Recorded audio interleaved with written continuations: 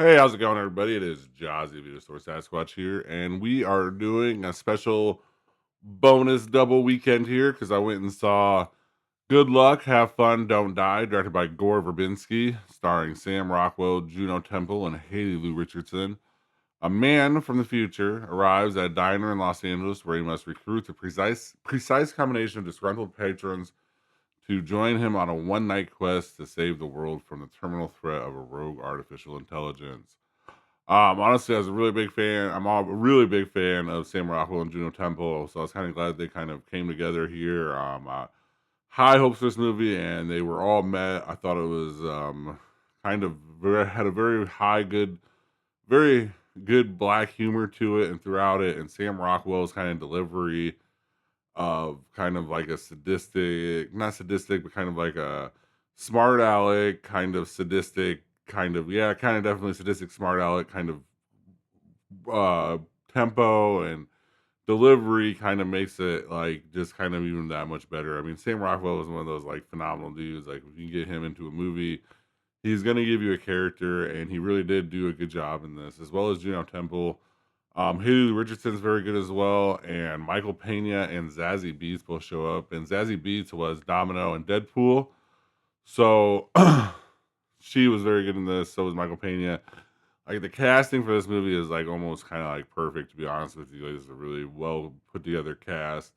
They kind of all kind of feed off each other. All their kind of people that kind of can be funny and still like kind of be serious, and all kind of works together, and they're all, yeah, everything you kind of seen them in and they've kind of been a part of is kind of all like brought into this too, especially with Michael Pena, 'cause he's in so much stuff. You kind of really kind of know kind of who he is and kind of his humor, so it's kind of easy to kind of fall into that. So that is one of those things that's done here. Gore Verbinski hasn't done a movie in like a decade. I saw for one of the promotions, and when you like look at his past movies, they're nothing like his past movies that I could even think of. Because like one of them's a Lone Ranger, and another one's even one that didn't sell very well. So I don't know like what's going on there, but he did a very good job in this. It's very directed very well. Has a lot of like cool and originality into it, and you know that I love like cool and originality into it.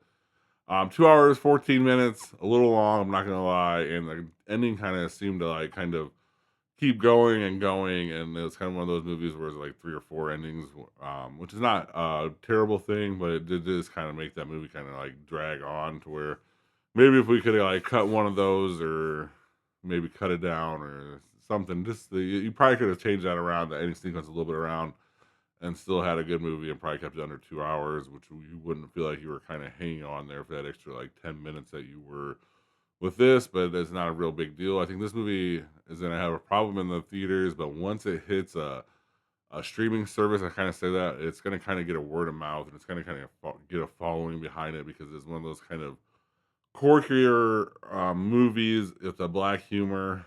Um, it's kind of too bad that like with the kind of times we've seen Juno Temple is kind of still in these kind of roles where she is uh like in a character role, but it's kind of like in a movie or a thing that's not going to be watched very much. You can go kind of through her career and kind of see how good she is with all the kind of different stuff she does, and she's not afraid to kind of take chances here and there with what she's doing and her presentation, especially in the comedy stuff that she is in. So it was good to kind of see her in more of like this kind of role. I'm very excited to see whatever Juno Temple does, because she is very good, and it is this that same as Zazie Beats. Her and Domino's very well. Her and this is it's kind of very understated, and it's kind of perfect, like kind of chemistry with Michael Pena, who is kind of her love interest in this. So there is a there is kind of I can see another thing with this movie is like the controversial kind of background story, for the B story or the C story, that kind of combines all the AI stuff that they're kind of afraid of here with the future, that Sam Rockwell tells them about, because it does have to do with like, like triggering topics, I guess you could say, or whatever you want to say.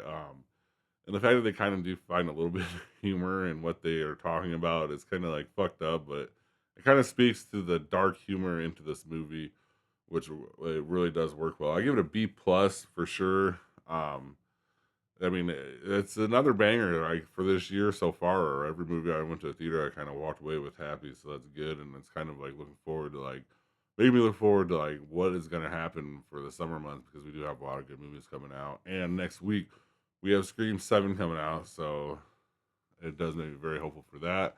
This one though, definitely worth a watch. You're probably gonna find it on streaming sooner than not because even when I was looking at the box office before I did this, it was not in the top like 5 or 6. So I don't know. I don't even think it was in the top like 3 or 4 last week either. And it came out last week, and our theater just picked it up. So do with that what you may. You're gonna find it on streaming. You're gonna like it when it does come out on streaming. And that is Good Luck, Have Fun, Don't Die, directed by Gore Verbinski. All right, guys. We're so close there. We got a couple more subscribers to away. We're gonna get on to or follow from Facebook here. Please follow if you guys are on Facebook. We're so close. We'll do some live stuff. And then this week we will kind of count down Scream on Thursday or horror movie night, which is Friday night. And then Thursday we have a couple more things, and plus the Better Call Saul breakdown of the last 4 episodes of season 2. Please follow, guys. Like, have a good rest of your day or night too, as well. And thank you for watching. Thank you for watching. Please like and subscribe. Comment your top movie picks for Throwback Thursday in the comment section. And see you next time in the cave.